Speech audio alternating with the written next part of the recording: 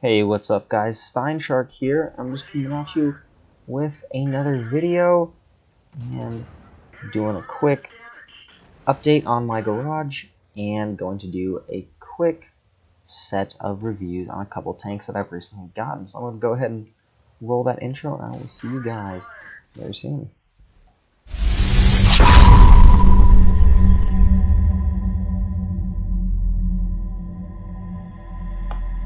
Alright guys, so here is that first tank that I am talking about that I have just got, the JPanther, and this is that tier 7 German tank destroyer. Now I do have it stock, but so far it has not been too bad of a tank. So in terms of hit points and armor, we have 850 here. Well, that's not bad. And this whole armor of 80 may seem not the best, but the thing is, it is angled at a 45 to almost 60 degree angle, and at 60 degrees, your armor is effectively doubled from the front. So we are looking at 160 hull armor.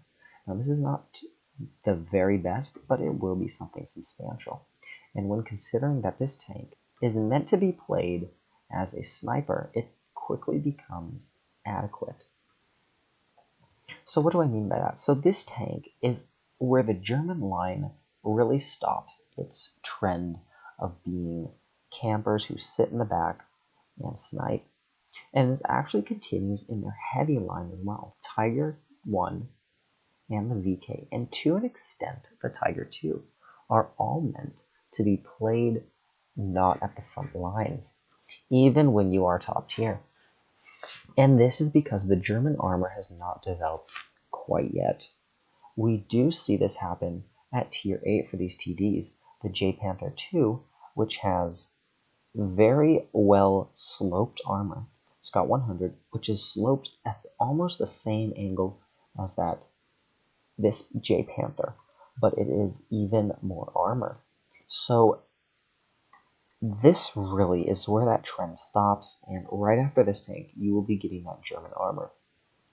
Now, the guns on this aren't bad. Now, I said I was playing stock, but what I mean is that I'm playing with everything that the JPanther 4 gave me, and that was this 8.8 pack L56. Now, this is definitely an improvement from the 7.5, but not by much, and especially considering that this gets into tier 9 games frequently, is not good at all. We have 145 pen, which is almost barely adequate, and 220 damage, which is, it could be better. Now, the gun that we can be grinding up to, not this one. Well, first of all, this one, the 8.8 71. Now, this is identical, actually, to that Tiger gun, the 8.8 Tiger. But the thing is, the one difference between that gun on the JPanther and the gun on the Tiger is that this is, and you can clearly see these are almost the exact same stats. The one difference is that this is the KWK and this is the pack. So you're going to have to be grinding the entire gun all over again for the JPanther. Now, it does have a few better qualities. It has a slightly higher rate of fire, but the aim time is actually not good, and it does improve, but it's actually not an improvement from this first one. This first one we have 1.7, this one's 2.3, so this is not going to be too much of an improvement from that 56, because this 56 is 220 damage. We get only 20 more damage, but we do get a substantial amount of pen. And with the next gun, this actually goes down.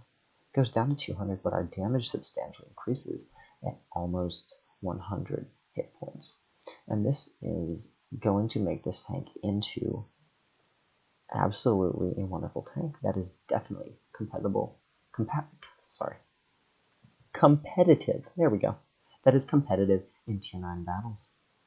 So let's go ahead and maybe do a quick replay, but first let's move on to our next tank, Chaffee. After grinding this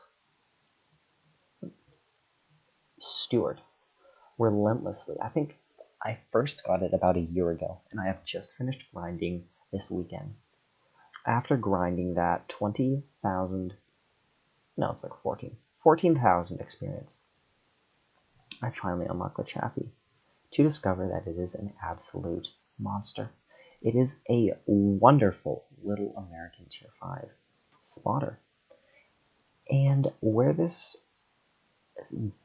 absolutely wonderful tank is good in, its good advantages lie in, first of all, its speed.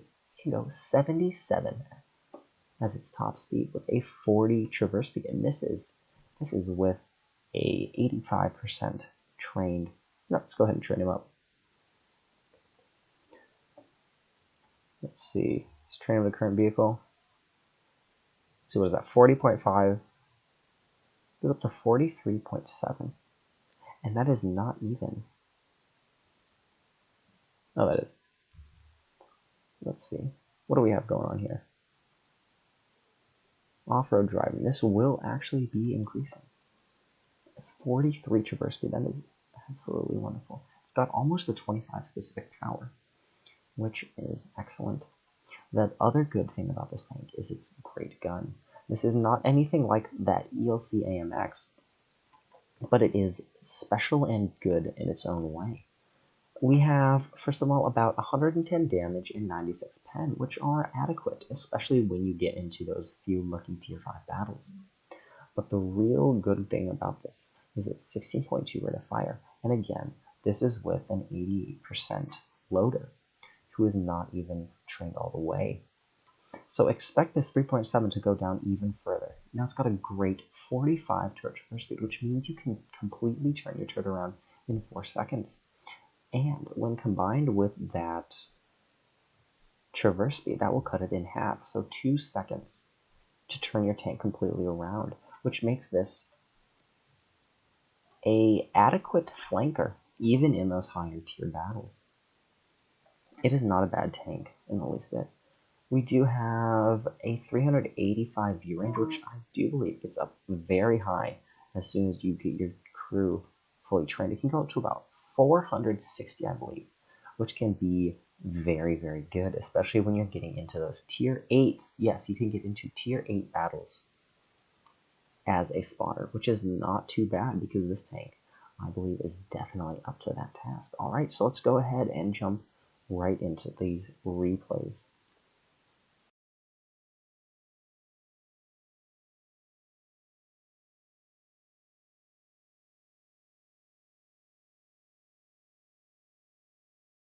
Alright guys, so we got ourselves into a tier 7 battle, which on the Chaffee is a very regular occurrence.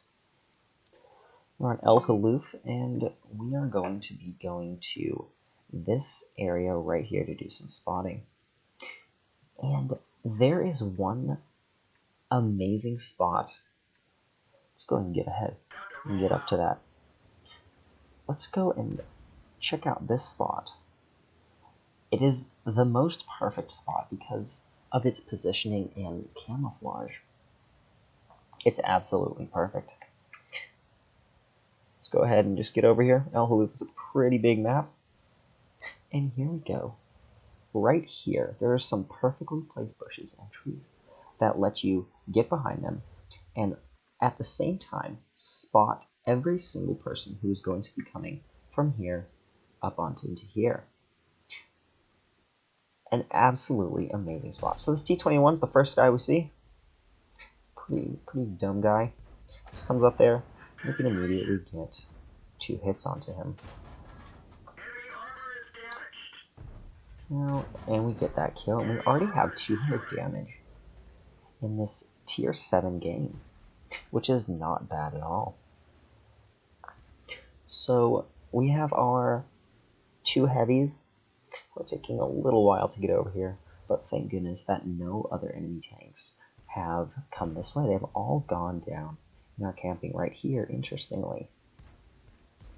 Look at that, their heavy tank. I can't even see what that is. Their VK is camping, as is their KV-85.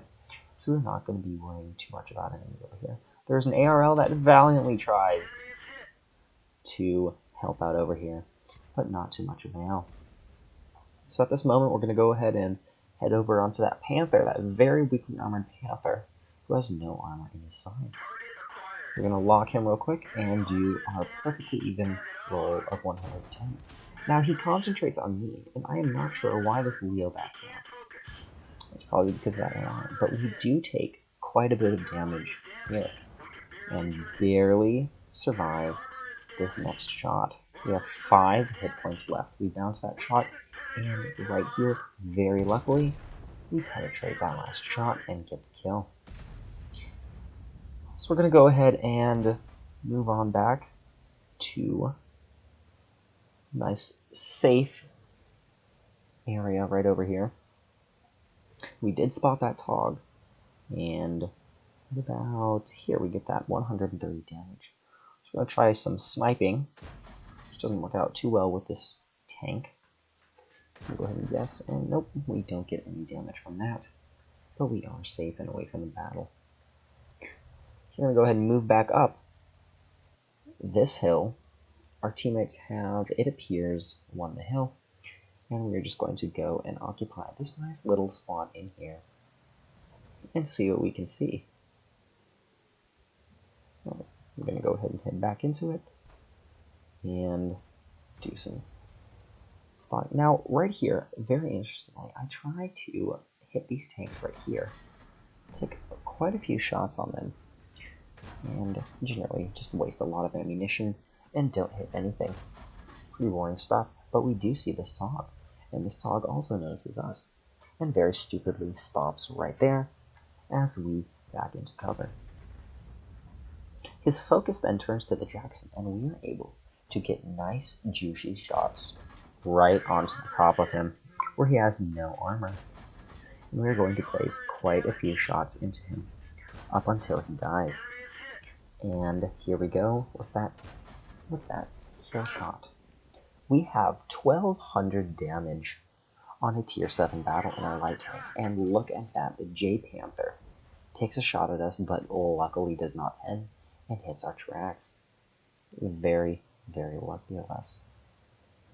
Now, unfortunately, their entire team, it seems, has been camping, and we are simply rolling in to get the final kill.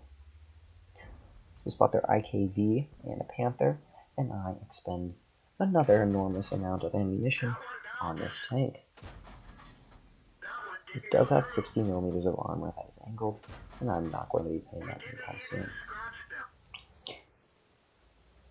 Alright, so looks like we have this in the bag. There are only 2 enemy TDs left, and we are simply going to be riding right up to there until we win. That Dicker Max is quickly taken out by our OI in a one-shot. Absolutely overpowered. And we see that last JPanther up here, who our Leo will help us take out. So we're going to go ahead and play it safe. We don't want to die on this last few moments of battle. JPanther starts to come around, very wary of this, and we simply snake around and get some spine damage. And there we have it, an absolutely wonderful tank.